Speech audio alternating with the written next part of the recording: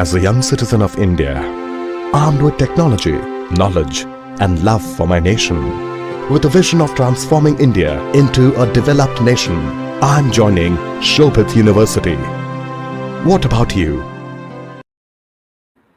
Very good morning to all the participants from India and abroad. Shobhit Institute of Engineering and Technology Meerut, deemed to be university, and its centers of excellence, Center for Agricultural Informatics and E-Governance Research Studies, and Center for Agribusiness and Disaster Management Studies, extend greetings to all the participants from India and abroad who are attending today's national webinars series on doubling farmers' income by 2022, Atmanirbhar Bharat in agriculture, on a very important topic, export promotion of GI tagged agriculture products from India, issues, challenges and potential. On behalf of the Honorable Chancellor, Honorable Vice Chancellor, the faculty members of the university, and on my behalf and as Professor Emeritus and Chairman of 5 Centers of Excellence, Center for Agricultural Informatics and E-Governance Research Studies, Center for Agribusiness and Disaster Management Studies, Center for Informatics Development Solutions and Application, Center for Industry 4.0 Technology Studies and Application, and Center for Health Informatics and Computing. Let me welcome today's guest speaker to deliver the talk in the 83rd edition of this national webinar series, Dr. Ankita Sharma Pandey, CEO, Exim. And for the benefits of the participants and the guest speaker, so far under this webinar series, the university has organized 82 webinars on very important topics of relevance. Role of agricultural cooperative societies and e-governance. We have more than 1 lakh primary agriculture cooperative societies, 22,000 primary fisher cooperative societies, more than 1.5 lakh dairy cooperative societies, and etc. are to be networked, and e-governance has to come in. And blockchain technology-based fishery value chain, a self-contained village felt in need of the day. Spices informatics network value chain, Lantana camera, a camouflaged treasure trove.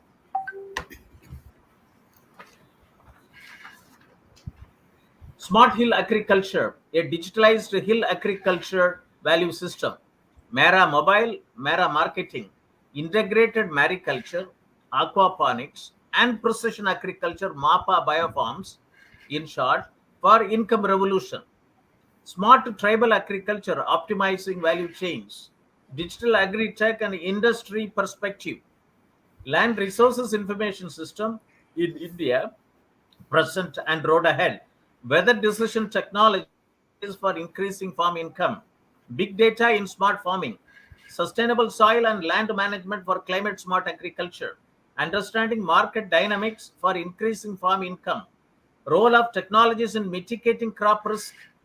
How to generate additional profit via simple, attractive approaches in farm produce. Adoption of flexi rubber check dam technology, potential benefits for farmers in rain-fed and coastal agro ecosystems. Realizing the economic benefits of agroforestry. Octasol, organic humic solutions for increasing crop yields and quality while increasing farm income and improving soil health. Closing the nutrient loop. Phosphorus management in protein farming, improving nutrient use efficiency and farm productivity. Artificial intelligence enabled pest management technology for agriculture crop protection without pesticides. Poultry monitoring, smart poultry monitoring solutions. Empowering farmers through extension and knowledge dissemination, role of mass media. Agrobiodiversity, intellectual property laws, agriculture and farmers' welfare, and insight into the issues of India's agrarian economy. Manufacture and application of biochar for increased soil fertility and crop productivity. Sustainable integration of livestock with agriculture for farm income increase. Role of geographical indications on improving farmers' income. Lessons from Asia Pacific region. Dairy informatics network value chain, a dairy tech startup perspective for farmers' income increase. Spices informatics network value chain, a turmeric startup perspective for farmers' income increase, generating sustainable on-farm income through fintech intervention. Nutrition sensitive agriculture pathway for increasing farmer income, artificial intelligence and data analytics to ensure optimal nutrition in the soil, harvested food that minimizes human disease, bioenergy supply chain, a business opportunity for rural enterprises and farmer produce organization, tech enabling India's tech starved farmer for manifold increase in productivity and income, open insurance income, the ecosystem for agricultural producers, risk management solutions to overcome repercussions on farmers' income, market stability, and food safety. Role of mass media for farmer income increase, a case study from Green TV. Agstack, agriculture stack, open source digital infrastructure for the agriculture ecosystem, a Linux Foundation project. Circular bioeconomy towards resilience, urgent need for redefining raw materials and modified waste management policies and regulations. Agri-tech, new horizon in Indian agriculture. Supporting a farmer for marketing will only help doubling of income by 2022. Rural transformation for farmers' income increase, case studies from impoverished districts. Mobile enabled software as a service to solve complex supply chain challenges, a case study from daily orders. John Deere's journey in India, integrated precision agriculture solutions, doubling the income of farmers through eco-agri revolution. Bayer's carbon farming initiative, post-production intervention, maximizing value for farmers. BAFE model of revival of traditional water management systems to enable doubling of farmers' income. Should we adopt farmers' welfare as a new paradigm instead of farmers' income? ICT intervention in agriculture, challenges and opportunities. Democratizing the future of farming, a global experience. Commercial processing of orders, the next game changer in dairying. Data-driven agriculture and agri-tech startup perspective. Agribusiness potentials in Moringa. Agricultural income pathways, strengthening links between agricultural activities and nutrition outcome. Technology, education, research and rehabilitation for the environment. Cultivating dignity for farmers. Model Village Development Program, a case study from Maharashtra. Market-driven agriculture, need for development of crop-specific strategies at block level. The farmers collective with value addition, powerful business model for income increase for small and marginal farmers. Lessons from Operation Flood for transforming agriculture and food systems. Sustainable food production. Agriculture marketing in India, defects therein and remedial measures, if any. Small-scale fisheries and their contributions to rural livelihoods, case studies from developing countries. Impacting life through livelihood promotion and value chain development, case study of Vruti impact model. Organic spices cultivation for doubling of farmers' income in northeast region of India, value chain analysis. Agricultural exports management. Imperatives of integrating with the global value chain at the earliest. Agriculture value chain challenges and opportunities. Dairy husbandry for food safety and nutritional prosperity. Mushroom cultivation, a way towards self-reliance from agricultural waste and providing nutritional food security to the nation. Swas Palekar, natural farming, future of farming rooted in Indian tradition. Vision 2025, agriculture and allied sectors viewpoint. Doubling of farmer, doubling income of tribal families through value chain intervention and minor forest producer. A case study on custard apple value chain from Udaipur, Rajasthan. Unnati Agri, internet in farmlands, key for prosperous farmers. Jackfruit Informatics Network value chain, a needed digital infrastructure for increasing farmer income. Doubling of farmers' income through integrated agri value chain. Potential role of minor fruits in achieving nutritional and livelihood security. Fisheries Informatic Network value chain, a case study from Mancha Technologies. Untapped potential for growth. Co-create solutions to realize gains for farms, households, and communities. Neem tree, sustainable solution to livelihood, chemical-free nutritious food, and global warming. One district, one product, informatics network value chain, the key to unlocking India's potential of agri-exports. Village e-commerce, challenges, barriers, and potentials in rural India. That was last week. And today is the 83rd edition of the National Webinar Series, and which will be addressed by Dr. Ankita Sharma Pandey, CEO Exim, on a very important topic, export promotion of GI tagged agriculture products from India, issues, challenges, and potential. Dear participants, we see the key words: export promotion, GI tagged agriculture products, India, issues, challenges, and potentials. India is said to be a land of villages. Acharya Vinoba Bhave said, India is largely an agriculture country, Krishi Pradhan Desh, and a country of villages, Ram Pradhan Desh, more than 6.25 lakh villages.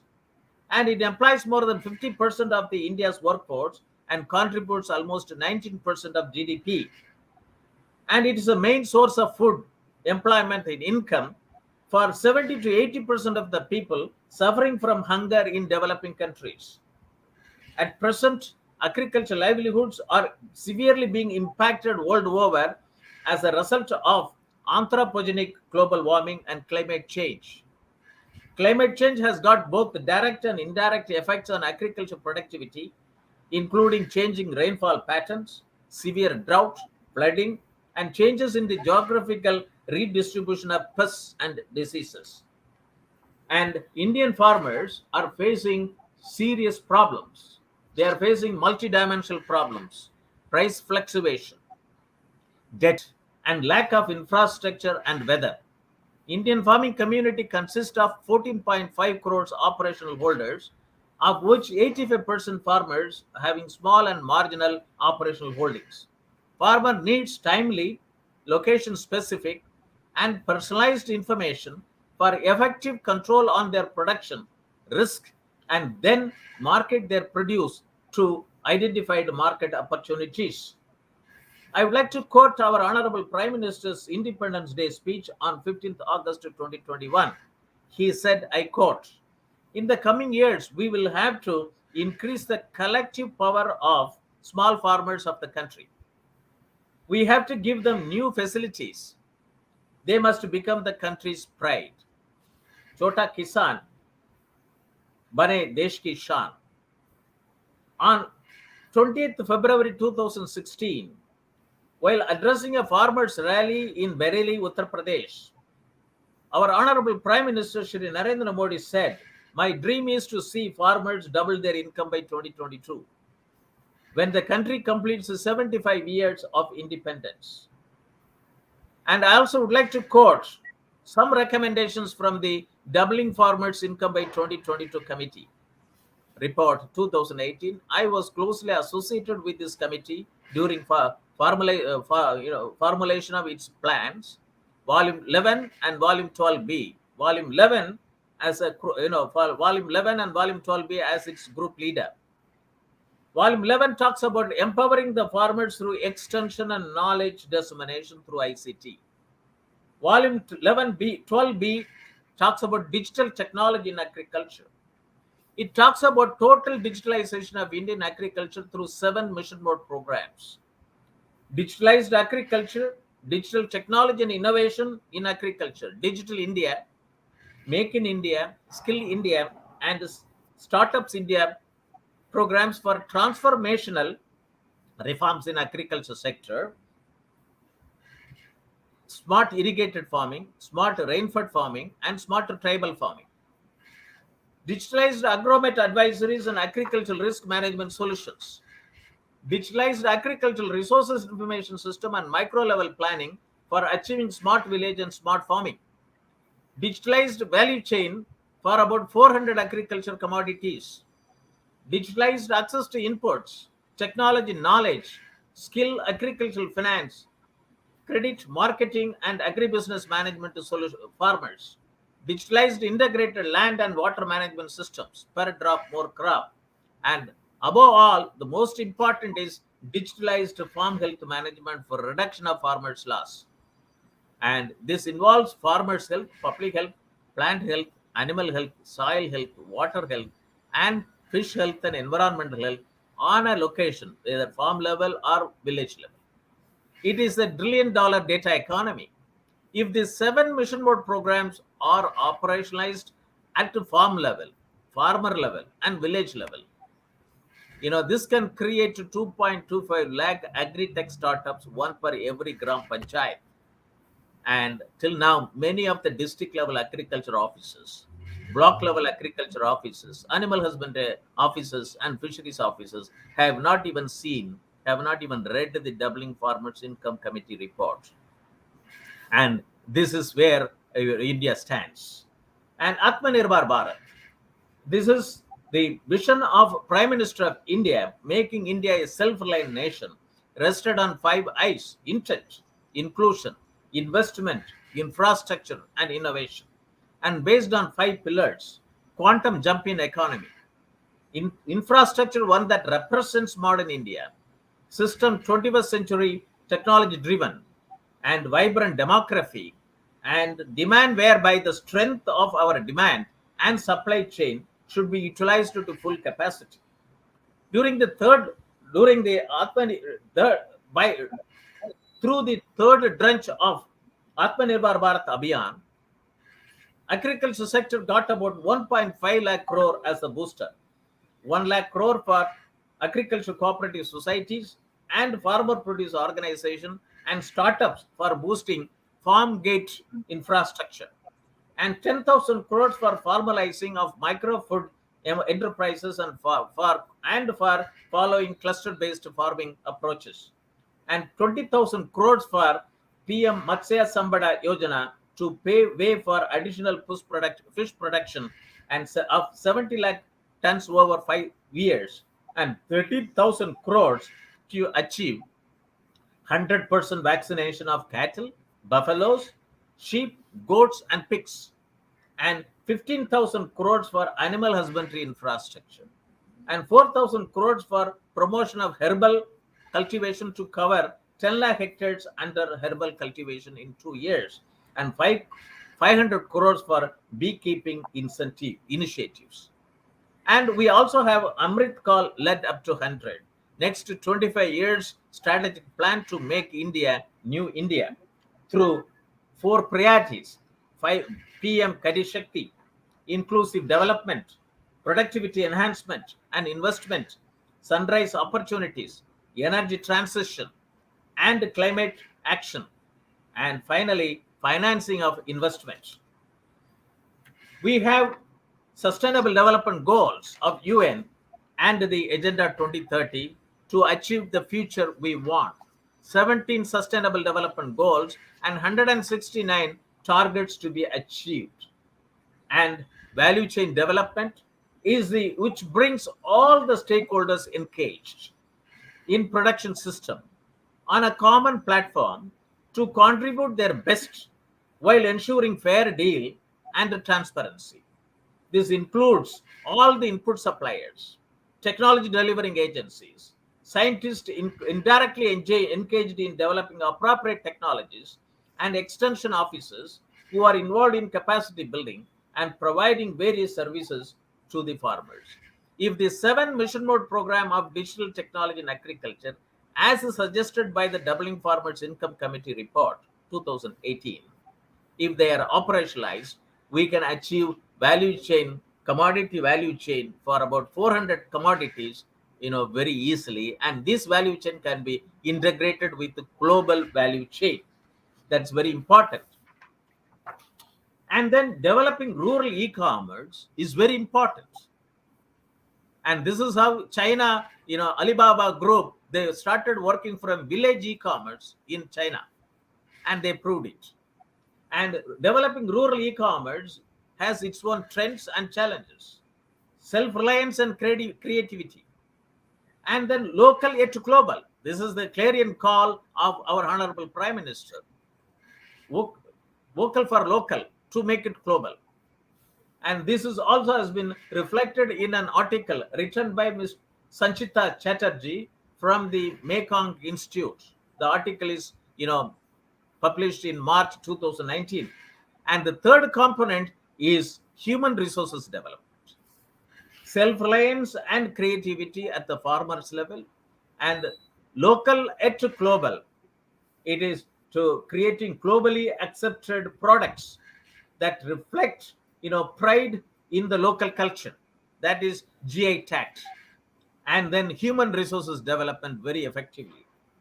And one village, one product initiative was adopted in Japan in 1979, because after Second World War, only urban areas got all, infrastructures, not the village level. And one village, one product. It has come to India, one district, one product. And now that, we have to, get on to one village, one product, if the GI tagged products has to get into globalized value chain. Issues in rural e-commerce, it's lots. And there are several challenges in rural e-commerce. Challenges are common as e-commerce in general, such as inadequacies in infrastructure, transport and logistics, and issues in supply chain, that is quality of procurement, storage and transport of goods, etc., problems in payment systems and delivery issues, and security issues, security of online payment, digital literacy and information asymmetry. Export promotion of GI tagged agriculture products from India. We'll have the talk by Dr. Ankita Sharma Pandey on issues, challenges and potential.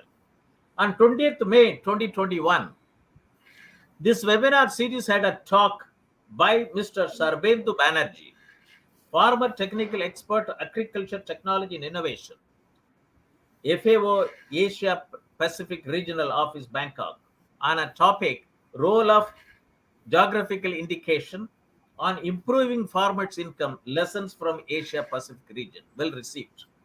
On 3rd March 2022, and another talk by Dr. Parashuram Jakappa Patil, agriculture economist and fellow, Nehru Memorial Museum and Library, Ministry of Culture and Startup India mentor, Ministry of Commerce and Industries, Government of India, New Delhi, on agriculture exports management, imperatives of integrating with the global value chain at the earliest.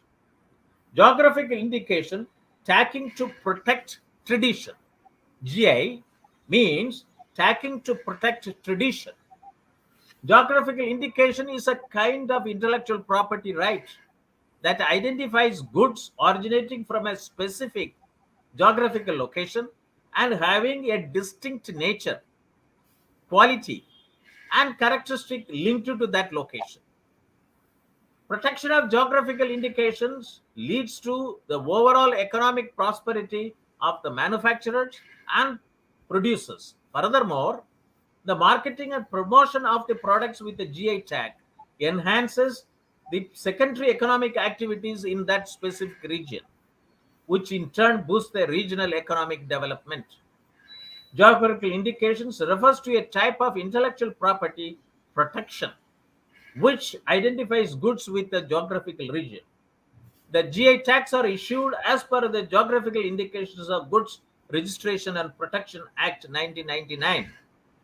It is a sign used on products that have a specific geographical origin and ensures good qualities or a reputation in that region, or a name or a symbol used to check the duplicity of the products related to agriculture, machinery, and sweets, etc. Or GI tag is issued to a specific geographical location. It can be area, it can be state, or a country. Is issued by the Geographical Indication Registry under the Department of Industry Promotion and Internal Trade, Ministry of Commerce and Industry. It's a GI tagged agriculture products. I would like to quote from the Press Information Bureau of Government of India, issued on 17th March 2022. In line with the Atmanirbhar Bharat vision, the central government decided to give a renewed thrust to the use of geographical indication tag to promote India's unique agriculture products in the international markets. As on date, there are 417 registered GI products, and of them, around there are 150 GI tagged products in India, which are agriculture and food products. Out of 150 GI tagged products, around 100 registered GI products fall under the category of scheduled agriculture products, cereals, processed products, and vegetables, etc. Two most popular GI tagged agriculture products of India are Darjeeling tea and basmati rice. However, many other GI tagged products from various states have huge export potential.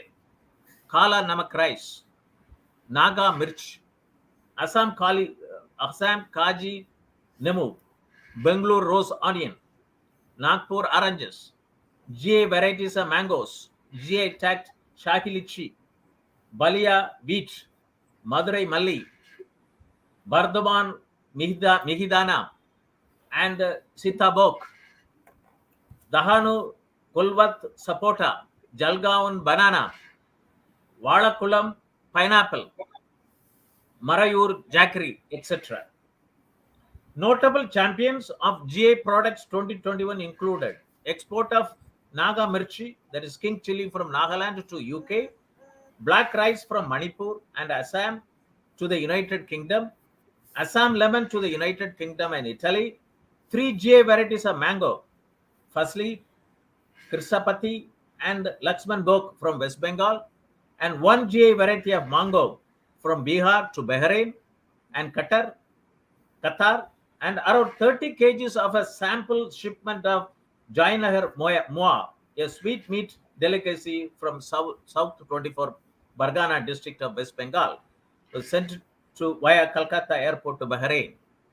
Role of APIDA in this direction, it is facilitating exports of GI tagged agriculture products and organizes promotional programs in importing countries in association with foreign retailers.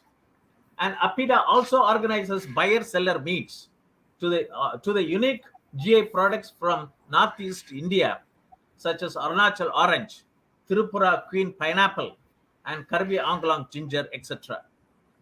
And to promote the unique GI products from Northeastern region, APIDA has been organizing buyer-seller meets, conducting awareness and capacity building workshops with the participation of the representative of Northeastern region, farmer produce organization, farmer produce companies, exporters association, government departments such as Indian Railways, Air India, Airport Authority of India, NAFET, DGFT, IIFT, and IIFPT, etc. And GA tagged allotted to agriculture are food listed down below state-wise. Almost every state, Andhra Pradesh 4 products, Arunachal Pradesh 1, Assam 5, Bihar 9, Bihar 4, and Goa 1, and Gujarat 2, Himachal Pradesh 4, Jammu Kashmir 1, Karnataka about more than 15, and Kerala more than 15, Maharashtra more than 20, and Madhya Pradesh, Ratlami Save, and Java Kadaknath black chicken meat, and Manipur 2, Meghalaya 2, Mizoram 1, Mizo chili, Nagaland Naga mirch, Naga tree tomato, Odisha 4, Rajasthan 1, Tamil Nadu about another 8, and Tripura 1, Telangana 1, and Uttar Pradesh 4, and West Bengal about 7. And in my district, Kanyakumari, I come from, and it has gotten Kanyakumari Banana and Horticulture Farmers Produce Company has applied for geographical indication tag for Matti banana. That is herbal banana grown in that district in Tamil Nadu. This particular variety is cultivated in many parts of Kanyakumari district, and this belongs to AA type medium sized plant with the yellowish green leaves and takes about 15 months to mature from the time of planting to harvest stage. Geography indication tagging of agricultural products is tough. It is a very important tool for protecting the IP rights associated with agricultural products and foodstuffs originating in specific geographical region. And in recent time, there are considerable efforts made by various institutions and agencies in India for ensuring legal protection of Indian GI, that is geographical indication. Additional promotional strategies are needed to popularize GI tagged products and to derive benefits from its commercial potential. Additional promotional strategies. This is one among them. Unique cultural aspects of rural communities associated with the GI needs to be highlighted. GI tagging of foodstuffs should be restricted to those foodstuffs which are historically produced only in a specific region and are not the same when produced outside the region. Is very important to note down. Intellectual Property Appellate Board has ordered Chennai-based geographical indication in 2016. I would like to quote that geographical indication tag for basmati rice, it will be issued to basmati rice variety grown in 7 states in the Indo-Gangetic plain on the foothills of Himalayas. The states are Punjab, Haryana, Himachal Pradesh, Uttarakhand, parts of Uttar Pradesh, and Jammu Kashmir. GA holds the potential for increasing value and market price for a variety of potential GA products for local ST communities. And many communities have benefited enormously economically from the GA recognition granted to their traditional products. For instance, GA tag the price of Kadaknath chicken, a native breed of Dar and Jawbad districts in Madhya Pradesh, and primarily nurtured by Bill tribals, have gone up significantly. Greater awareness about the exotic nature of Kadaknath has resulted in a huge spike in its demand, and breeders are making respectable profits.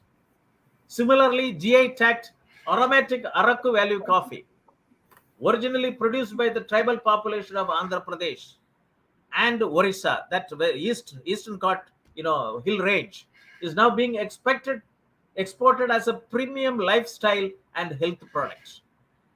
And GI are protected by intellectual property rights according to the World Trade Organization Agreement on Trade-Related Aspects of Intellectual Property Rights TRIPS Agreement and the Geneva Act of the Lisbon Agreement. This means GI are protected not only at the national level but also at the international level, because we are signatory to the TRIPS agreement as well as also WTO. According to the Organization for an International Geographical Indication Network, Origin, as of April 2020, there were 8,228 registered GI products worldwide. A GI registration often brings added value to the value chain.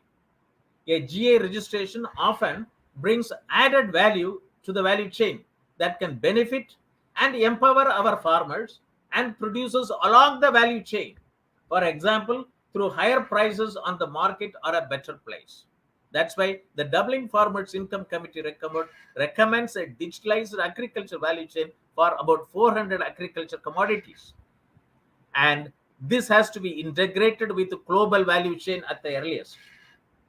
GA products usually have a long history of production in a specific environment. The production methods and outputs are therefore fine-tuned to a degree that ensures local resources are utilized sustainably and effectively.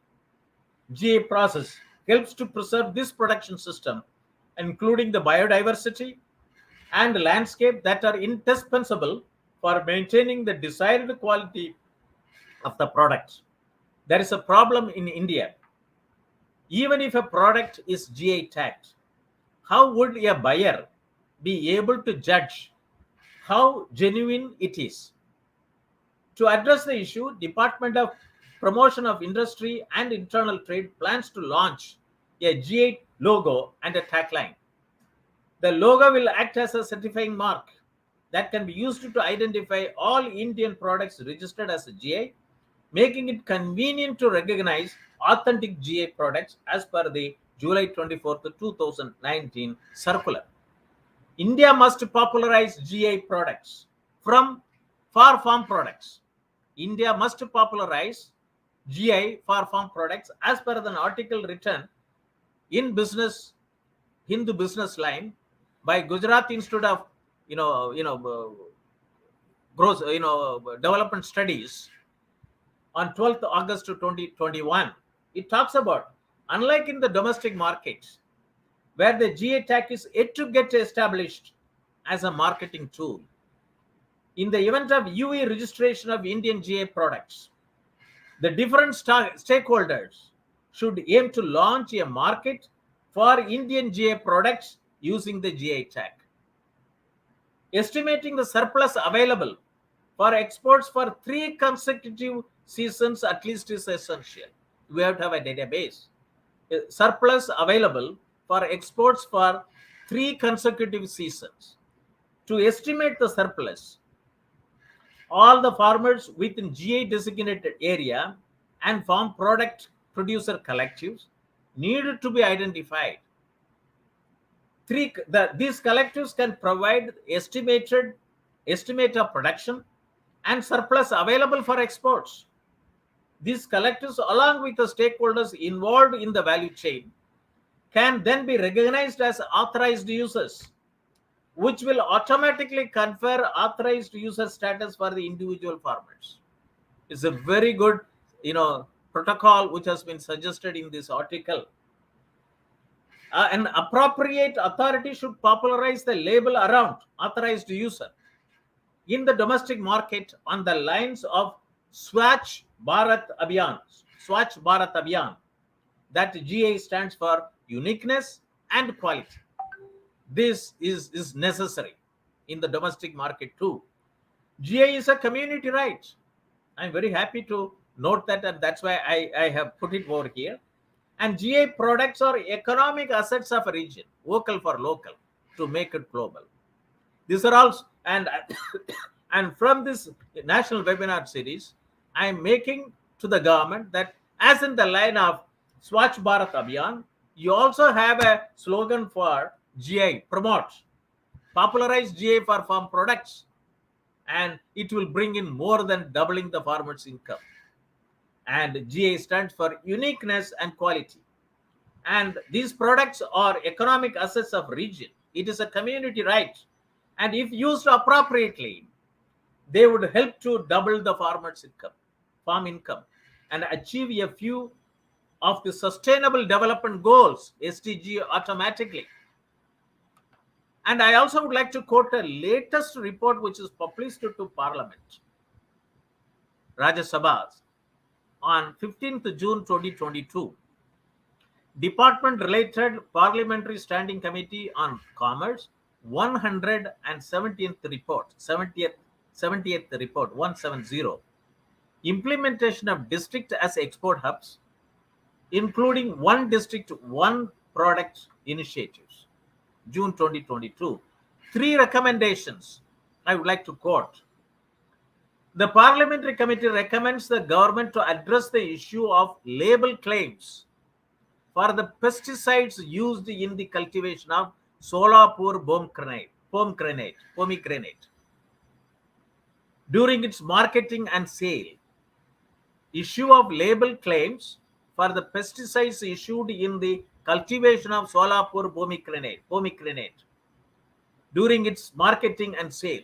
This is the latest report submitted in the Parliament.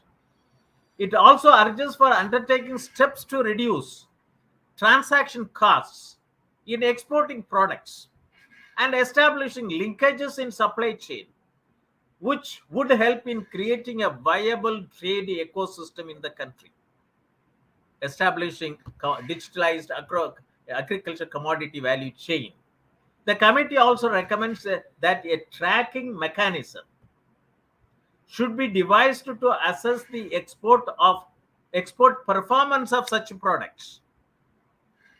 The committee also recommends that the department should explore partnership with major e-commerce companies such as Amazon, Flipkart, eBay, etc., which would provide a global digital marketing platform to the initiative of district as export hubs and one district, one product by ensuring a market base to identified products, especially of indigenous and exclusive characteristics.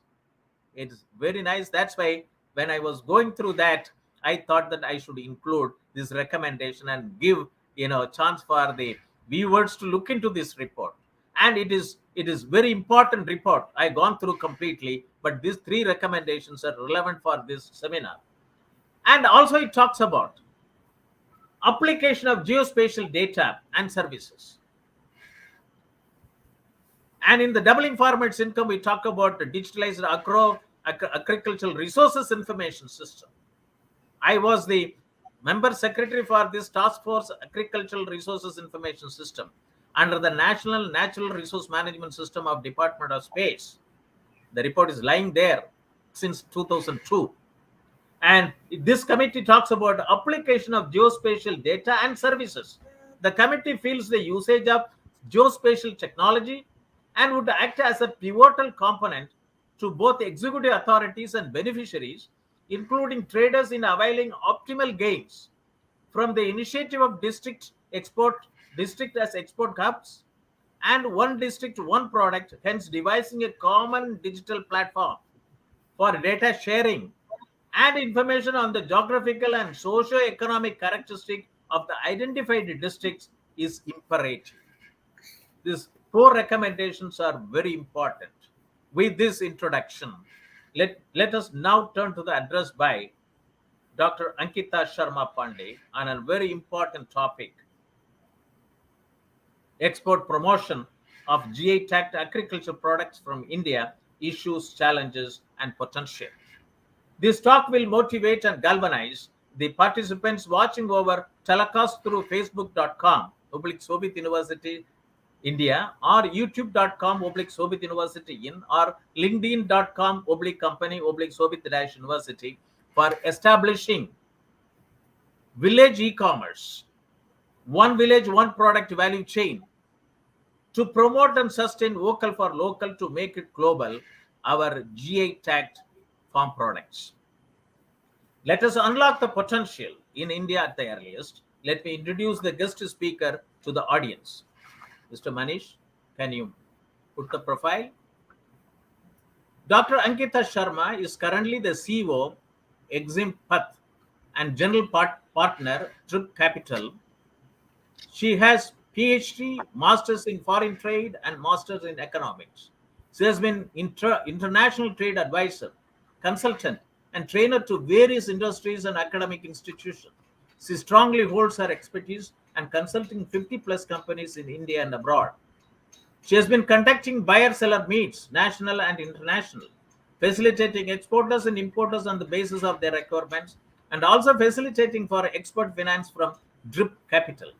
She has been associated as an international trade expert and trainer with various central government and state government departments, conducted more than 100 plus training sessions in industries and academics, conducted executive development program, faculty development program, management development programs, and skill development program sessions for freshers and experienced professionals. Dr. Sharma Pandey has been, Dr. Ankita Sharma Pandey has been associated for content and curriculum development for academic institutions and universities, and also published a book and several research papers in the national and international journals. She is a member of various professional bodies. With this introduction, I would like to thank and invite Dr. Ankita Sharma Pandey, CEO Exim to address the national webinar series and doubling farmers' income by 2022, Atmanirbhar Bharat in agriculture, on a very important topic: export promotion of GI tagged agricultural products from India, issues, challenges, and potential. Thank you very much, madam. Over to you. Okay. Thank you, Professor Moni, for inviting me for this export promotion of GI tagged agricultural products from India, for discussing the issues, challenges, and potential. As we already know that India has lots of potential to export their products in the different markets. And as you have already discussed, that people are not aware of some of the things. So I'll start with my presentation that yes, it's like we live in a world that is changing by the every minute, and in this world it is challenging task to know for sure the heritage and origin of a particular food or any item of clothing or a beautiful piece of artifact or handicraft. Many special kind of food items or types of clothing originate from this specific place, but unfortunately, some people do not shy away from openly and unethically copying and passing those goods or items from another region to exploit popularity from the quality of goods or items. So, to provide legal rights to the people whose trade or craft become available only due to their geographical factors, the government provides geographical indications or GI tags. It's common knowledge that the concept of geographical indication has been around for centuries. However, the French were the first to develop a proper system to catalog and recognize different articles, foods that showed individual uh, properties and were associated or found produced only at a specific region. The system they developed was the appellation d'origine contrôlée, which Madam, is your slide is not moving. okay. It I is think started with the I'm first just slide. discussing about this Okay, main okay, topic. fine, fine. Okay. Yes. So, and now in the modern days, it is called as appellation of origin. So, when we talk about the historical GI systems, the best example is the process of making a wine. A GI tag for wine may indicate the particular region where the grapes used have been grown.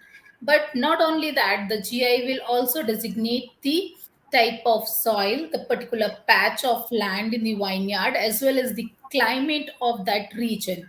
So now let's understand what is GI tag. As we have discussed, Sir has also informed Professor Moni that what is GI tag. Now, for a definition, I'll explain you that a GI or geographical indication is the name or a sign given to a certain products that relate to a specific geographical location or origin, like region, town, or country. Using geographical indications may be regarded as a certification that the particular product is produced as per the traditional methods, has certain specific qualities, or has a particular reputation because of its geographical origin. Geographical indications are typically used for the wine and spirit drinks, foodstuffs, agricultural products, handicrafts, and industrial products.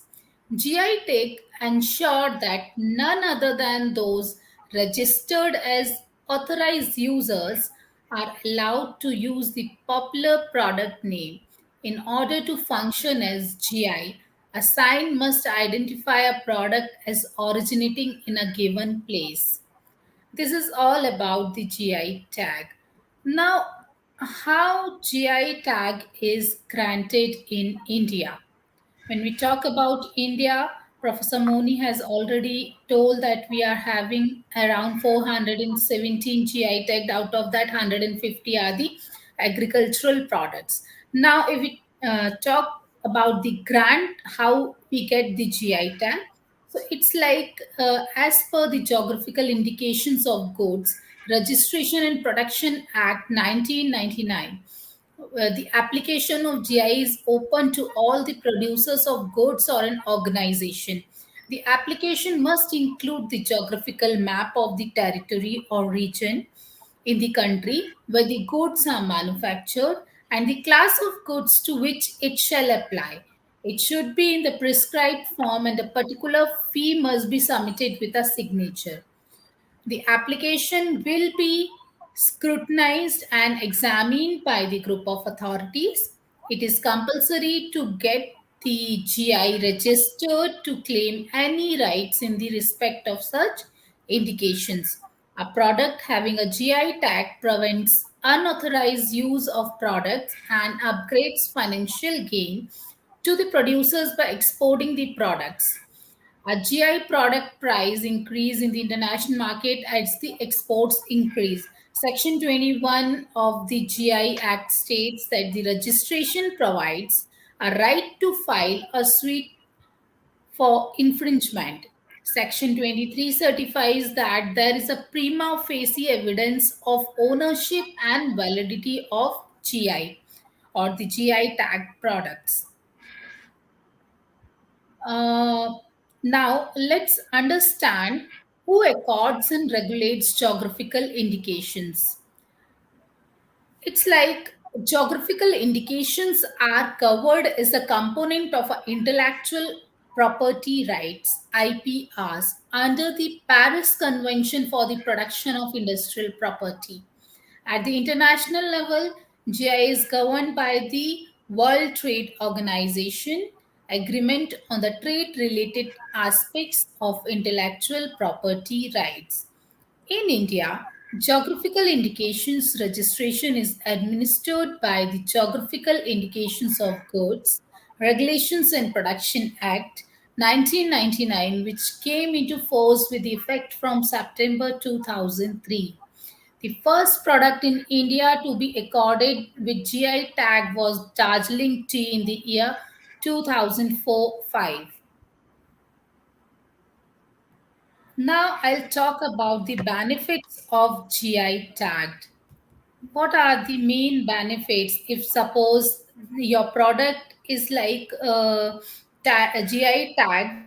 What benefits you can get in the domestic as well in the international market? So it's like legal protection to the product. Your product is legally protected as a GI tag. It prevents unauthorized use of GI tag product by others. If the GI tag has been issued to particular product from the particular region, it has been prevented. Uh, there is a fight between Madhya Pradesh and Punjab for the basmati rice. Haryana, Punjab, and Madhya Pradesh. Madhya Pradesh is also asking for the GI tag for the basmati rice as it produced a lot in their state. But we are not getting, or the Madhya Pradesh is not getting the GI tagging because it has been already taken by the Punjab and Haryana. It helps consumers to get quality products of desired traits and is assured of authenticity.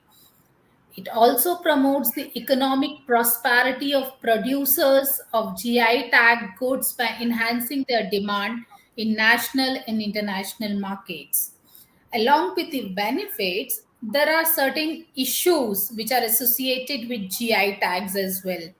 So, of late, there has been a rise disputes over the question of the piece of origin of the product under consideration. This gets due to lack of clear historical evidence that we are not aware of the things. For example, there is a dispute between West Bengal and Odisha for the origin of Rasagolla. Both West Bengal and Odisha are claiming that the dessert originated in their own states, but winning a GI tag, each state is looking to promote its own cultural and regional jingoism over the other. So, at the point of discussion, this a sort of unhealthy competition tends to polarize the country on a regional, cultural, and linguistic lines. So, most of the states, in their rush to cover as many GI tags as possible, they have forgotten to pay attention to enhance the value products which are already having a GI tag. As a result, I can say that neither the local community nor the consumer is benefiting economically. This trend undercuts the very idea of GI protection to native endemic products. Let's understand what are the significance of GI tags. I think GI is like which is benefiting to the country to promote their products in the international market. Very true. So a GI right facilitates those who have the right to use the indication to prohibit its usage by the third party whose product does not conform to the applicable standards. For example, in the purview in which the Darjeeling geographical indication is protected, producers of Darjeeling tea can omit the term Darjeeling for tea not grown in their tea gardens or not produced according to the norms set out in the Code of Practice for the Geographical Indications. However, a protected GI does not permit the holder to forbid someone from making the product using the same approaches as those set out in the standards for that indication. Protection of GI tag is usually procured by acquiring a right over the sign that constitutes the indications, and there is some major role in the role of GI in rural development also, as Professor Moni has already discussed about the Honorable Prime Minister's speech for FPOs and FPCs for the promotion of export promotion. So when we talk about the role of GI in the rural development, it's GI are all mostly traditional products produced by the rural communities over generations that have gained prominence on the market for their precise qualities. The recognitions and protection of the markets of these products allow the producers community to devote and maintaining the precise qualities of the product on which the reputation is built. This might also allow them to invest together in the promoting of the reputation of the product. So there are some observed rural development impacts of GI that are the supply chain is structured around a common product reputation. There is increasing and stabilized prices for the GI product. Distributed through all the levels of the supply chain adds value. Natural resources can be preserved on which the product is based. Preservation of traditions and traditional expertise. Tourism, it can also be boosted. For example, when we talk about the one district one product from the Madhya Pradesh, the tourism from the Hoshangabad district has been taken, that is the Pachmari. So they have selected to promote the tourism from the particular state of particular district. Now there are some challenges, or I can say GI challenges in India. See, in every where challenges comes first because we try to find not find the way to move ahead. So here is also a challenges with the GI in India. India may have unknowingly made it more difficult for its producers to get GI protection for their agricultural products. Section 9 of the Act prohibits registration of GIs which are determined to be generic names or indications of goods, says that an indication becomes generic when it goes back to the public domain or is not or has ceased to be protected in their country of origin or which has fallen into disuse in that country. It should be noted that TRIPS leaves it exclusively to the discretion of the country of origin to decide whether a particular geographical name has been become generic or not. Thus, it is the governments or court of WTO members that will decide whether or not a particular GI has become generic or needs to be protected. It is submitted that India ought to have kept the scope of genericide as narrow as possible. That is, it should have allowed its court to determine which term is generic and which is not, based only on the situation in India or the country of origin in any country, and not based on the status in the areas of consumption. The more areas and situations we consider, the more likely that the term is generic, especially considering the drive with which industries in the new world are attempting to exploit the GIs. Now, what are the potentials to export the GI tagged from India? So here it's like when we talk about the several GI tag products in the different states that need proper market, for example, here I would like to take an example. The Chinnor rice from Balaghat has been got the GI tagged. It is from Madhya Pradesh, but the people are really not knowing about the exploring that product in the market or placing that product in the market.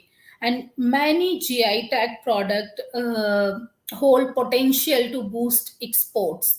There was an article in the Economic Times which are talking about the GI tag product in different states need proper marketing to reach more potential buyers in the international market. The Commerce Minister has been also focused on the same. They have told that the exports of locally geographical indications tagged with the agricultural products, the government is identifying the new products and the export destination to take those products to the different markets. The government, through the Agriculture and Processed Food Export Development Authority, that is APIDA, has been facilitating the trials shipment for some of the products which has been got the GI tagged. They are taking it to the new markets, as Professor Moni has also discussed about those products, that Kala Namak rice, Naga Mircha, Bangalore rose onion, Shahi Lychee, Bhalia wheat, Dhanau Golvat Sapota, Jalgaon banana, Vazakulam pineapple, Maru jaggery. So these are like they have used GI sign. GI is a sign used on a product that have a specific geographical origin and possesses qualities or a reputation that are due to that particular origin. And such name conveys an assurance of quality and distinctiveness, which is essentially attributable to its origin in that defined geographical locality. So, when we talk about this Darjeeling tea and Basmati rice, they are the two popular GI tagged agricultural products of India, which have ready market across the globe. There are a host of GI tagged products in various corners of the country, which have niche but loyal customers and need to be marketed properly to reach more potential buyers. So, when we talk about the 2021 shipment, Professor Moni has also mentioned that includes the export of Naga Mircha, which is also known as King Chili from Nagaland to the UK, and black rice from Manipur and Assam to Britain, and a Assamese lemon to the UK and Italy. So it's like lot many potentials are there.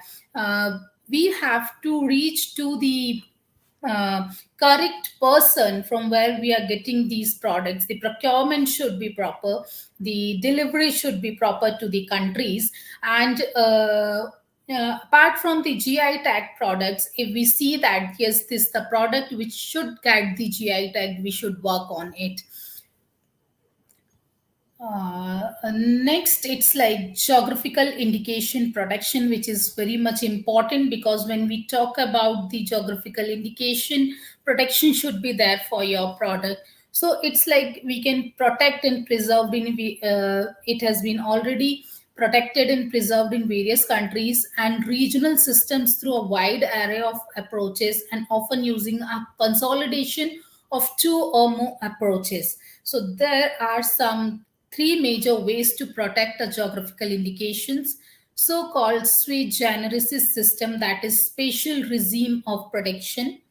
The second one is using collective or certification marks.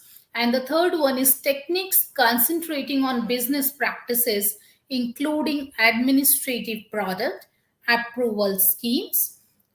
and the product approval schemes. So when we work on it, definitely we can protect the GI tag of our country. So these are the approaches which has been developed in consonance with different legal practices within the framework of individual historical and economic conditions. The approaches to protect GI comprises differences with respect to critical questions like conditions for protection or the scope of protection. On the other hand, the two modes of protection mentioned above, namely sui generis system and collective or certification mark systems, share some common characteristics such as the fact that they set up rights for collective use by those who comply with the defined standards. The another slide, that way forward for GI, how to move or how to go for the GI. So it's like the tag for geographical indications need to be allotted only after a thorough historical and empirical inquiry. The another could be for the products whose origin can't be effectively traced. Either both the states should be given ownership or none of the regions is provided with the GI tag. And the focus of the states and the community needs to shift from the mere certification for the sake of region and instead divert all resources towards active promotion of the product and its respective industry.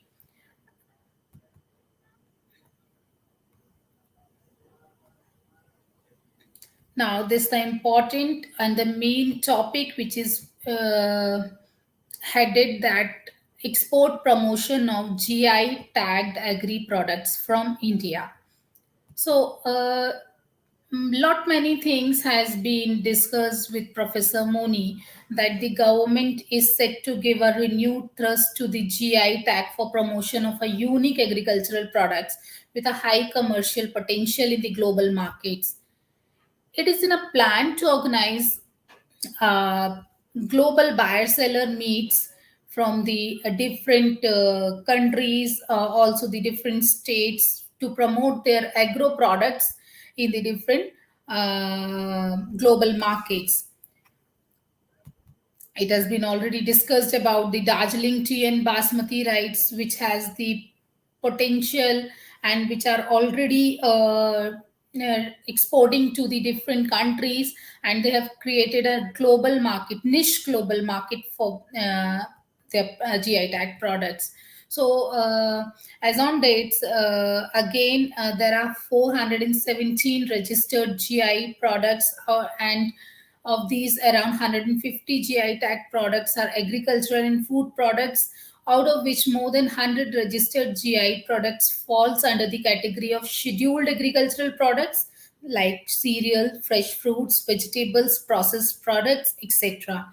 So, in the last 1 year, APIDA has facilitated exports of GI products, which has been mentioned in the previous slide also, and also by Professor Moni, that Naga Mircha, Kala Namak rice, and etc. So there are some points which I want to discuss, or which I want to inform, that some of the products origin is different and they are getting the GI tag from the another place. For example, or they have been got the GI tagged, but we are not able to export it directly from the particular place. For example, the Ratlami save is from Ratlam, Madhya Pradesh, but no one is exporting the Ratlami save directly from the Ratlam or Indore or from Madhya Pradesh. The procurement from the different states has been done and they used to export it. The another is the orange Nagpur orange GI tag is on the name of Nagpur orange, but there is lots of produce in the Chhindwara district of Madhya Pradesh. So it's like when we talk about the GI tag of those products, we need to check with the production also, that how much produce is there from the particular state or from the particular place, and on the basis of that one should get NGI tagged, and they should start with the exports or the promotion of those products. So there is a shipment in 2021 for Shahi Lychee. That was the first shipment from Bihar, and Shahi Lychee is a GI tagged product and exported from Muzaffarpur district from Bihar, or Muzaffarpur district of Bihar to London. So it has been already known that the lychee produce is from Bihar only, but yes, exports is from the different place. But the first shipment in 2021 has been made from the Bihar. Same that the Banganapele mango from Andhra Pradesh to South Korea, a consignment of Malihabadi, the sherry mango from Lucknow to UK and UAE last year. So I think we should go on a thing, or we should work on a thing that promote the state or the region's product from region's product.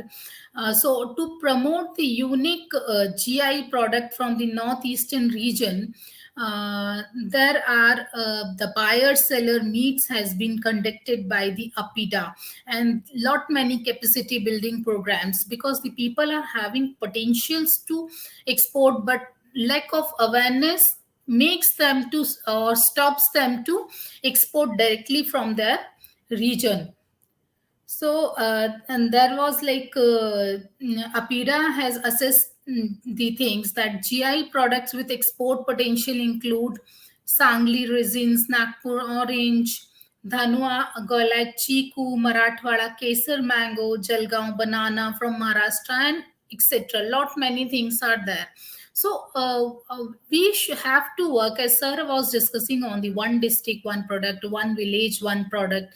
So we also have to work on the things that we have to take the backward and forward in integration, and a proper ecosystem should be made to take their product or to or making them to reach to the different markets, so that they may get the recognition, and they everyone can work on a nice manner. So here it's like I think the agri products, lots of potential are there in the country, and that can be exported if we find out the things, so we can get a single product from the single place which is unique in their, or which is very much special, I can say. So here it's like I'd like to talk about the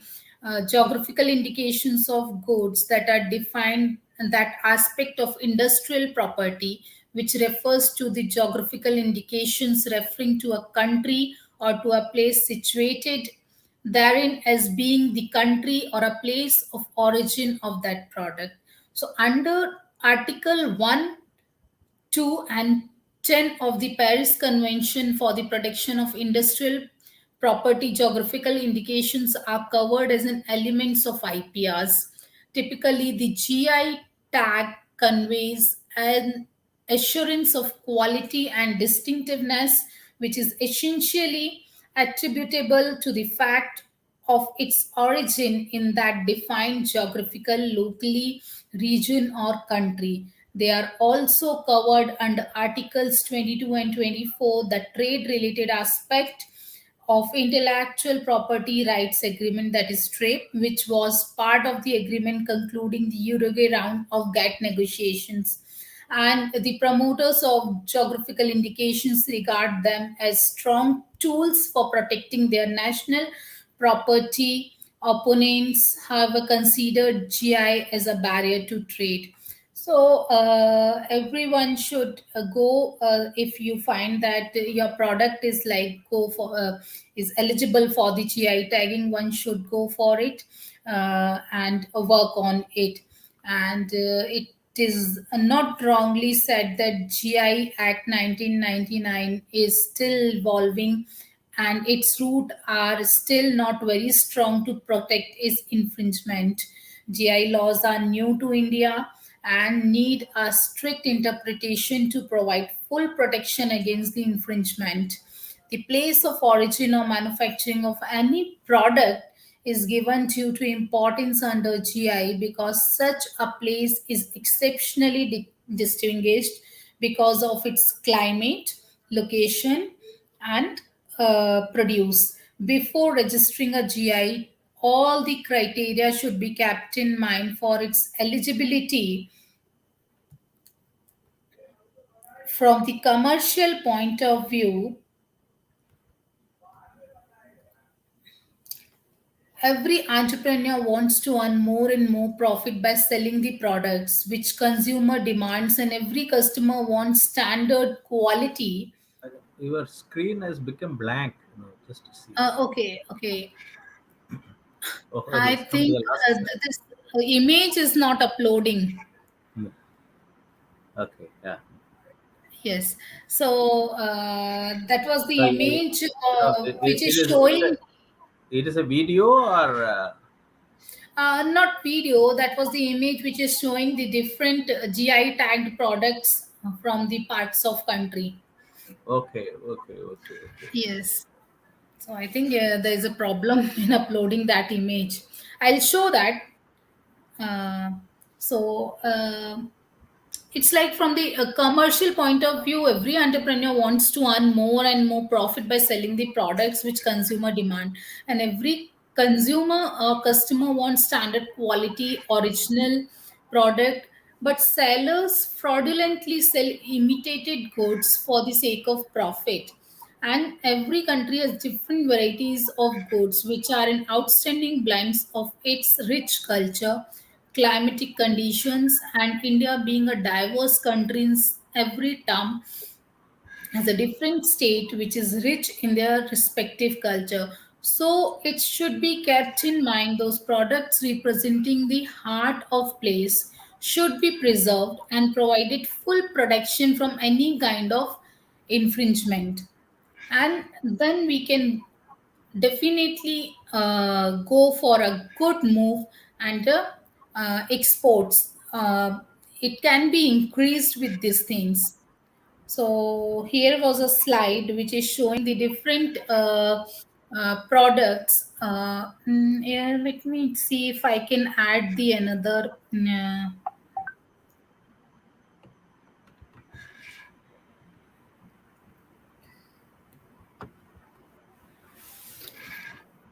you can come out and then show that.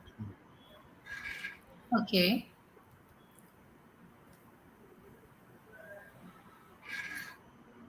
I think I could not able to show that image. Okay. So yes, it's like a lot many products which has been seen that they have a potential to get the GI tag, but people are not aware of getting those GI, and they are also not aware what is GI. So we have to make them understand the importance of GI. We have to do the capacity building programs. We not only go for this thing that yes, only some people should get this, but yes, the main origin of that product, for example, kodo kutki from Madhya Pradesh has been identified from Balaghat and Singrauli district, and that is the most beneficial, right, for the diabetic peoples. So we should check with the potential products and get the GI for those products, and enhance the global market. So, thank you, Professor Moni. Thank you very much, madam, for your a very important topic on export promotion of GI tagged agricultural products from India, issues, challenges, and potential. And I was also able to bring out some of the important items to be considered. And India is a country which has got a lot of potentials. See, we have 365 days of sunshine, and we have 14.5 crores operational holders. So many people are there in for agricultural, cultivation, farming activities, and we have more than 127 agroclimatic zones, and throughout the year we produce, commodities. And if this country cannot give at least 2 to 3 commodities of with geographical indication in per agroclimatic zone, 127 into 3 or even 5, and so much commodities are available. Even many commodities, due to the COVID situation, now is becoming superfood. That, for example, why jackfruit is only growing in Tripura, Assam, West Bengal, Odisha, and some part of Chhattisgarh, Jharkhand, Bihar, Madhya Pradesh, Karnataka, and Maharashtra, Tamil Nadu, and Kerala. And only in Kerala and some part of Tamil Nadu, it is used as for multiple purposes. And why we are not in a position even to have such commodities which are being used, which are growing, in a higher quantity, and also is being, there is no buyer, there is no value chain. So we have to. That's why this doubling farmers income committee, committee has talked about it, that we have to bring out digitalized agriculture value chain. You digitalize your agriculture and do digital transformation. Digitalize, and digital transformation has to be done. If digitally India has to make any ground in India at the grassroots level. And below block level, even block level officers don't know, they don't want to do anything. District level agricultures, in except some few individuals, other people are not interested. And that's why I thought that even the latest parliamentary departmental committee talks about that. You talk about district as an export hub, and you have a one district one product. Recently I have been asked to write a chapter for the forthcoming book, Spices at 75, that what we have done it with respect to spices research. So they asked me, Professor Moni, why don't you write a chapter on spices and related things with respect to informatic value chain? So the title is Spices Informatics Network, Value Chain Creation, and Open Innovation and Value Chain Creation.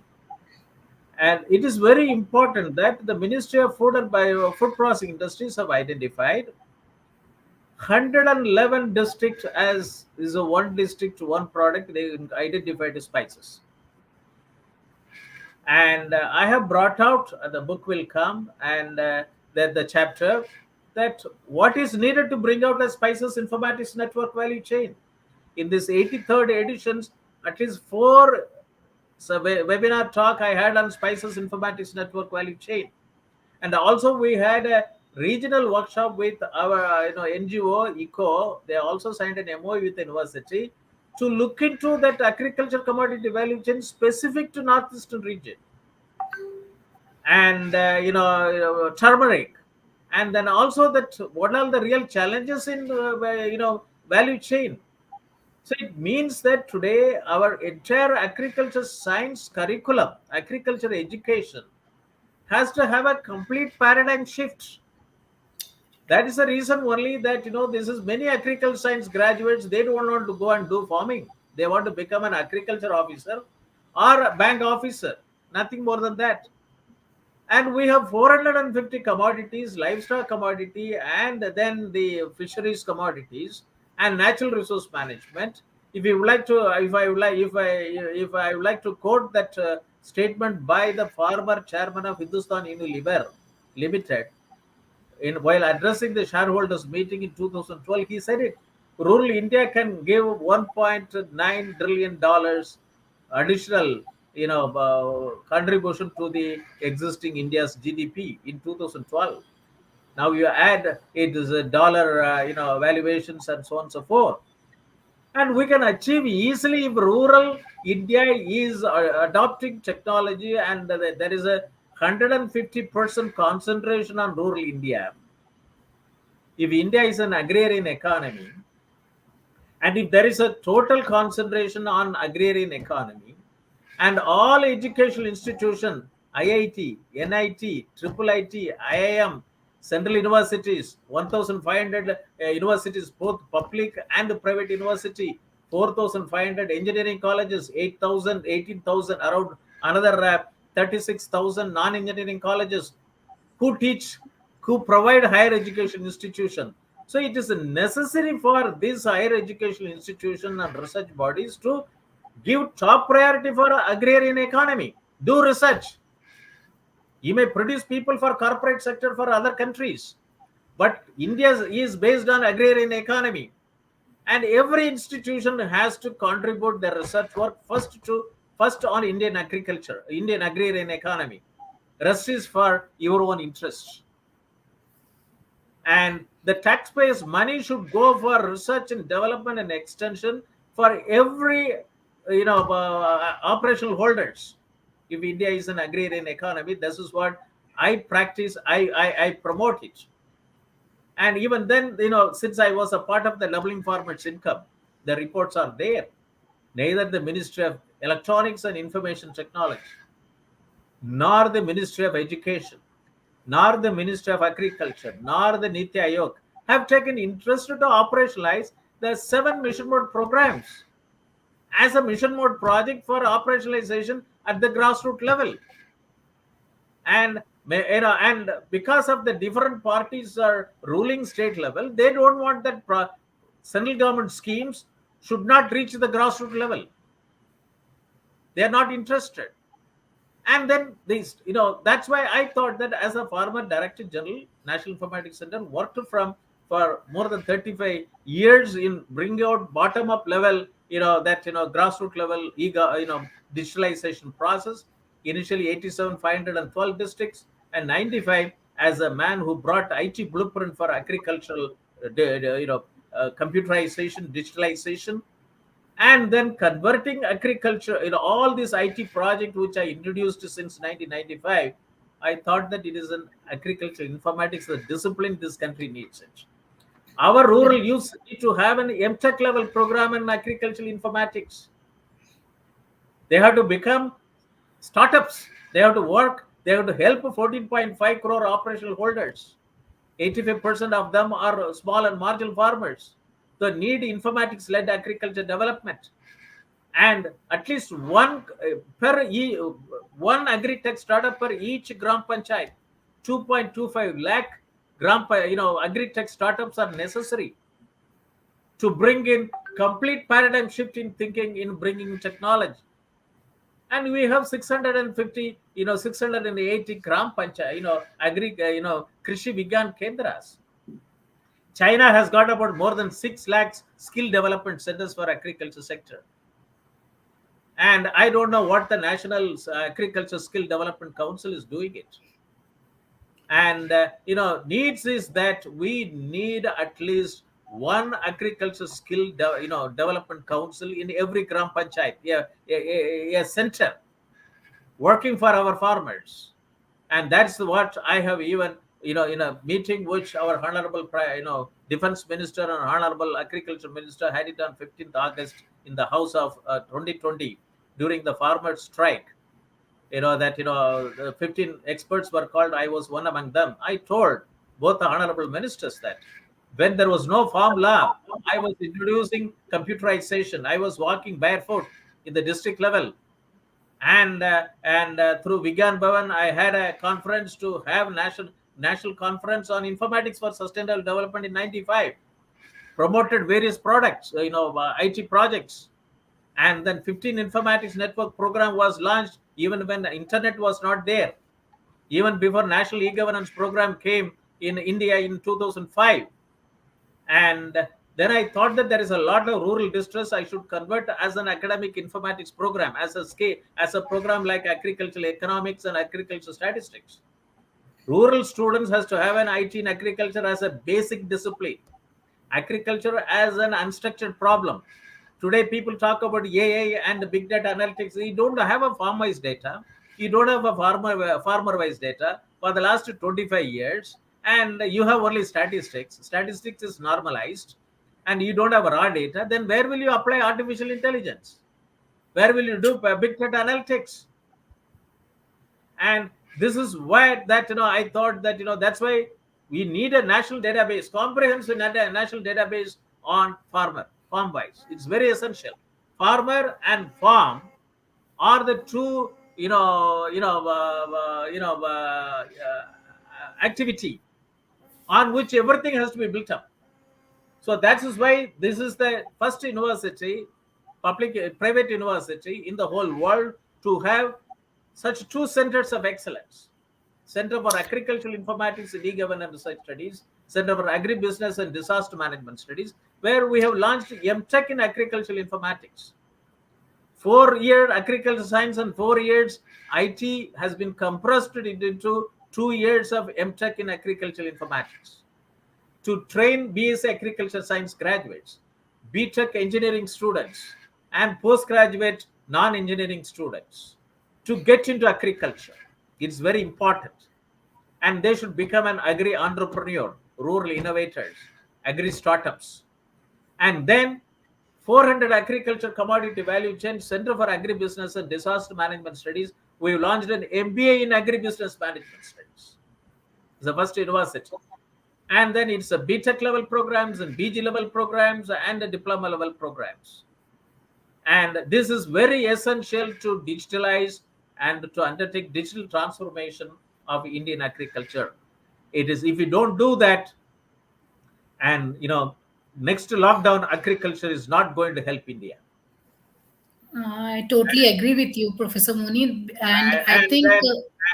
Then the thing is that, and that's why when during the COVID situation, I thought that is being a farmer director in NISA, a man who worked on grassroots level informatics development program, I thought to let me have a webinar series on national webinar series on doubling farmers' income by 2022. Come what may, whether Minister of Agriculture is listening, whether Niti Aayog is listening, whether Minister of Electronics and Information Technology is listening, whether ICR is listening, whether agricultural universities are listening, whether state governments are listening. And today is the 83rd edition on different topics. Now, many startups, many NGOs have signed an MOU because each topic is giving a different direction. And today we talked about export promotion of GI tagged agricultural products, issues, challenges, and potential. You have a district as an export hub, and you have one district, one product. And Ministry of Food Processing has come out with one district, one product. How many farmers know about this scheme? And who is doing to undertake capacity building of the farmers? We don't have a database. That's why I thought that in my research program, I thought that I should spell it out. We need to have a database. That's why I brought out the article written by the professor from the Gujarat Institute of Development Studies, who wrote an article in Hindu Business Lines in the month of 19 August 2021. He said that we farmer collectives and farmer producer organization and we have to have a database on who is producing such commodities on that GI tagged area. And then we have to have at least 3 years potential estimation on surplus, so that there is no supply side lock for to meet the demand. And this is essentially, it means that we have to have a strong groups to work in 127 agroclimatic zone plus 750 districts. We have 753 districts to work on, because every district produce agriculture. 6.25 lakhs villages produce agriculture. So if we like to double, triple, and 4 times, 10 times, more than 10 times that farmers' income to be increased. So we have to see that within India, we have to export. It's not a trade. In my district, Kanyakumari district has got 25 varieties of banana. Delhi capital doesn't even have those bananas. Even a 1 month old baby can be given a banana which comes from that, so that it takes care of the baby's indigestion and so on and so forth. And there is like that, every district produces its own commodities, and every district level agriculture officers has to be held responsible. When J&K and Himachal Pradesh have established offices throughout the country to promote their apple, True. why other state governments are not establishing offices in every state in the country to promote their producers? And it is very important. And then every Indian embassies have to conduct, video conferencing with every district on GI tagged agricultural products. They have offices, they have good facilities, and apart from their diplomatic activities, political activities, and they have to also now integrate there has to be a common practice of video conferencing facilities with the respective country and with the district level agricultural forums for promoting Indian agricultural commodities. What is needed there? Why our commodities should be stranded, should be rejected after reaching over their country? And it has to be, when it is tested from our local in Indian side, it has to be completely 300% export oriented. That's why GI tag as well as non-GI tag with the quality, and our traceability, blockchain based traceability has to come. That's why I would like to request Dr. Ankita Sharma Pandey. You are working and you are also involved in various discussions and competence building, capacity building, and how your organization and the Center for Agribusiness and Disaster Management Studies to work on to develop rural youth to get into through startups on a GI tagged agricultural products from their respective area, and also non-GI tagged agricultural commodities with all capabilities, all hygienic, all meeting its is sanitary and phytosanitary conditions, so that none of our commodity gets rejected upon reaching the foreign countries. And we have to deploy technology, and it is an agri network and agri AI network. It's very important, and we have to generate new people, new stalwarts, and rural youth has to be trained. And this is how this institute, which is located in Meerut, the western part of Uttar Pradesh, is the first university in the world to have 5 centers of excellence, to look into agriculture, health, and SMEs. And startups has to work on value chain. And we need to have at least one agri-tech startup in every Gram Panchayat. Means 2.25 lakh agri-tech startup how to produce. I think I would like to hear from you. You are a teacher, you are a trainer, you are an counselor, and you are also advisor on international export and how to promote, how to increase, revolutionize income from the farming sector, in the farming sector, both by internal trade and external trade. And it has to be like a basmati rice and Darjeeling tea, and it also has to have every agriculture commodity, because we don't use fertilizer too much like spices. In my article I put it that 111 district as a table. So why don't we have 111 agri startup in these districts on spices agri tech startups? It's very important. And this is where that we have to work together, and we have to pull together all the institutions, and with a focus on digital India, agrarian economy. I would like to hear from you, and I have potentials are there, challenges are there, but the Yes, issues yes, has to be understood properly, and yes, district administration has to be an expert on all the issues related to Indian agriculture economy, and they are not just to provide only agricultural subsidy to the people, and educational institution located in the district have to work on agriculture economy. Our students has to be prepared to think in terms of agriculture economy. Whatever subject they do that, they are all from rural areas. So I would like to hear from you that how we should go about it and what we should do. We have various programs on agricultural informatics. We have program on MBA in agribusiness management and PG diploma in agribusiness management. We have an MBA in industry 4.0 to train CEOs of SMEs in the country. It's the first university in the world to have to train SMEs on industry 4.0. SMEs and agriculture farming community have to work together to make our products is acceptable in the importing countries, and also to strengthen internal trade. I would like to hear from you that what is an action plan which you would like to propose sure, as a Professor Moni. So, as an industrial advisor. Over to you, madam. okay, thank you. So it's like I would like to propose on the backward integration of the farmers' produce, because in actual on a ground level situation, if we see that farmers don't want to change the traditional way of farming. They only wants to go with that particular way.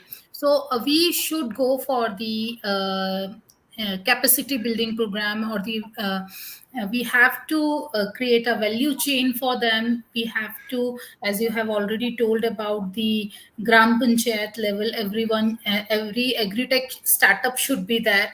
Yes, we have to work on that. Also, when we give the admission to the student, at least one should ask a question before the admission, that do you have farm, or after doing the BSc agriculture or MSc agriculture or agri, what would be your priority? So on the basis of farming, on the basis of new initiative in the farming, one should give admission to the student also, because now it's like a fancy term for the students also, that they are doing the UGs or PGs in the agri business management or something. So yes, we have to select some of the quota or some of the things for the students which who are having the farms, and we should give at least 6 months to them to go on the ground level and go for at least one crop cultivation, and so they may understand the ground reality of the any situation, that how does crop grow, how they take that to the market, and what more can be done for that. Next, it's like there should be, every state should have the agri export policy, which is not there. We are some of the states are not having the export policy also. So if we really wants to promote farmers to work hard, or they may grow something good, or have some good produce, so every state should have agri export policy. I think Maharashtra government has taken this initiative for the agri export policy, and they have got some benefits also. So it is like the push to the farmers, if we will be getting that. At the same time, when we talk about the district export action plan, but district export action plan, whatever the product has been selected under ODOP, one district one product, if the agricultural products has been selected, then how to work on the uh, on particular agricultural product, and how to grow that, how to take that product into the market, and what how it will benefit you. This should be mentioned very clearly, because it will only help the people to know that yes, our district is promoting such kind of things and they'll be giving such kind of benefits, so that we should at least try or at least go for this. uh, every As you have already mentioned, that when you have gone for the meetings to the many of the ministries and put up your ideas in front of them, none nothing has been done.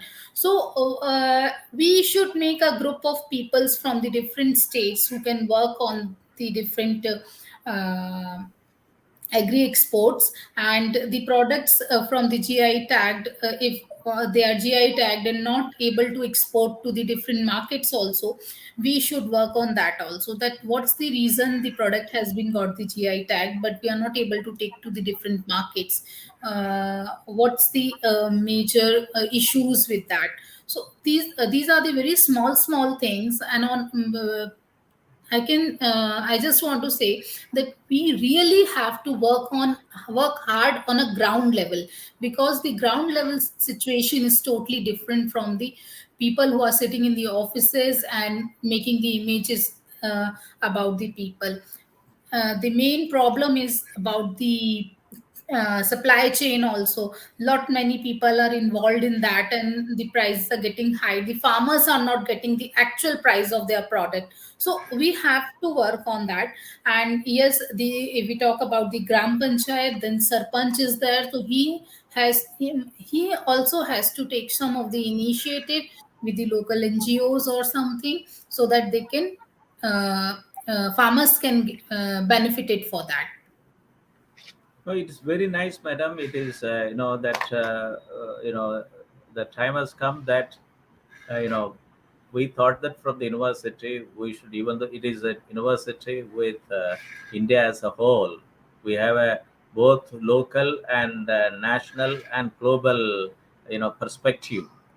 And that's why that, this Thursday program is a national webinar series on doubling farmers' income by 2022. But on Saturday, it is an international webinar series on open source digital technology towards self-reliant India in association with the African Asian Rural Development Organization, (ARDO). 16 African countries and 15 Asian countries are the members of ARDO. And there is we talk about agriculture and technology in both the conference, so that how India can be put it on the pedestal, so that everybody listens to that. And that is being done, and I'll be very happy that in the state of Madhya Pradesh, how we can go about it, because Madhya Pradesh is, once again, it is a Gram Pradhan Desh. It's agriculture and so on and so forth.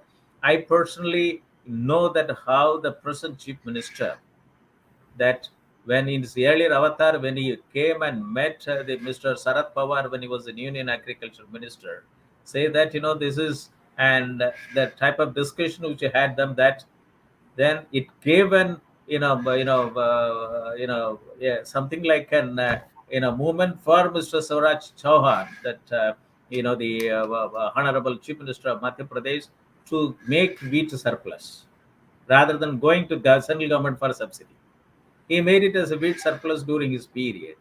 And the thing is that man at the helm of affairs in the Madhya Pradesh as a chief minister, and also that is an agricultural state economy, and how we can operationalize the doubling farmers income committee recommendation in various districts, yeah, as from the university, and also people like you who like working on export promotions and so on and so forth. And we would like to see that a continuous involvement with various NGOs, various startups working in agriculture sector in the state of Madhya Pradesh, to see to that the rural youths are trained appropriately, or at least one commodity from one state, one district, and also how to convert rural boys and girls from tribal areas, non-tribal areas, on agriculture informatics and agribusiness management, and also that this industry 4.0, and is very important. And then to see to that they are trained on artificial intelligence and big data analytics and blockchain technology for traceability. and also to totally digitalize, convert all primary agriculture cooperative societies and primary fisher cooperative societies as a value chain. Today, they take loan and give it to them and waive off the loan. There is no commodity value chain. So associate one startup with every cooperative society to work with the members, to bring in all the value chain suppliers, members, stakeholders to become a shareholders. And this is very important. For example, on the last week, in the Saturday program, one young lady coffee estate owner having 80 acres of land in Kodagu district, Gurk district, and Medikri Taluk, and she's BE in MBA, and she was discussing 3 months back with me, and we have a lot of problems, and it is we don't get water, we don't get electricity, we don't get fertilizer, and then after all struggle we don't get a price, but you take coffee sitting and enjoying, and we don't get it. And that's why during the COVID situation, which has given me a good lesson, I'm BE and MBA and also trainer, why can't I produce coffee products, why should I sell beans? And she has come out with the tokeny coffee, direct sell to the consumers. And then I asked her to make a presentation. Now that is, we have to bring it in this country. We've got 1,70,000 coffee plantation farms having minimum 10 hectares of land. So then coffee plantation, small farmers means 10 hectares. And that how to make them as digitalized. And I told her that, okay, fine, let us make your 80 acres of the coffee plantation on implementation of doubling farmers income, and then make everything is processed and make it available as a product and sell it, and completely eliminate the middleman. And this common facilities for processing can be in a common plate. It is not in every coffee plantation. And that has generated interest of many lady coffee estate owners in Chennai. They have plantation farms in Karnataka to get into this one. And that also generated interest in Ethiopia. Ethiopia is the #1 coffee bean producing country in the world. They don't get price. All European industries that get the money out of Ethiopian coffee beans. And the one university joined the lecture, and then that worked with the coffee, some value chain people, and now they are going to work with this tokeny coffee value chain. And this is how India is generating value addition even in many of our friendly countries. That so we would like to see that with the Madhya Pradesh as one of the shareholders. You are based in Bhopal, and how both of us from the Shobhit University and your organization work out what we talked about today. It is that that's what I thought, that it should say, that like the Swachh Bharat Abhiyan. So we have to bring it that GI is a community right and it's the economic prosperity. Then why are we waiting? Why are we waiting? And we have to untap the potential which is available for more than 450 commodities. And why can't we do it? If this is Kadaknath chicken can have, it has realized its potential, and it is a showcase, it's a case study.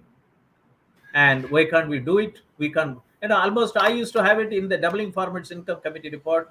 I purposefully put smart irrigated farming, smart rainfed farming, and smart tribal farming, 3 categories, to train the boys and girls from the tribal area on various sustainable technologies in agriculture. Many people asked why, Professor Moni, you put it, we have a TSP plan, tribal sub plan.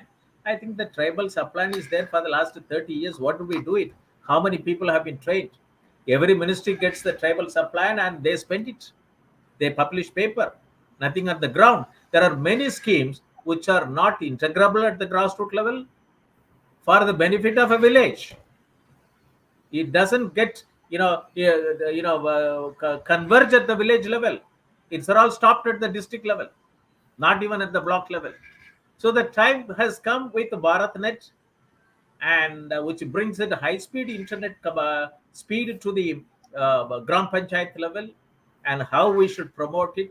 I'll be very happy that if you can give an action plan and an approach paper that how we should go in the state of Madhya Pradesh, and with your support, how we would like to work together and see to that the rural boys and girls are trained on agricultural informatics and agricultural value chain, and understanding the digital technology in agriculture for digital transformation in agriculture sector.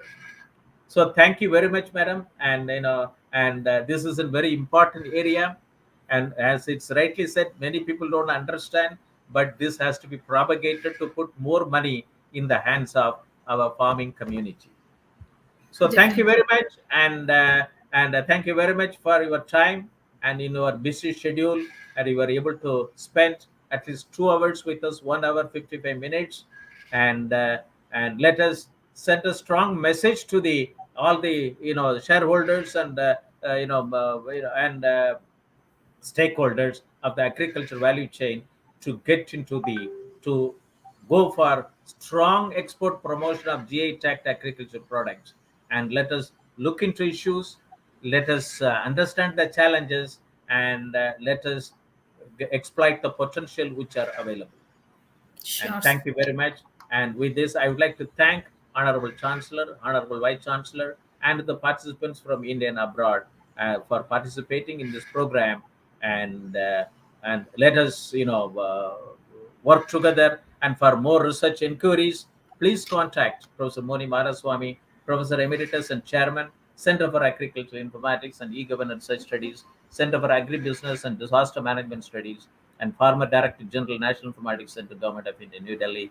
And my email ID is moni@shobhituniversity.ac.in. Thank you very much. With this, we'll Thank close you. the webinar and leave the studio. Thank you. Thank you, sir. Thank you.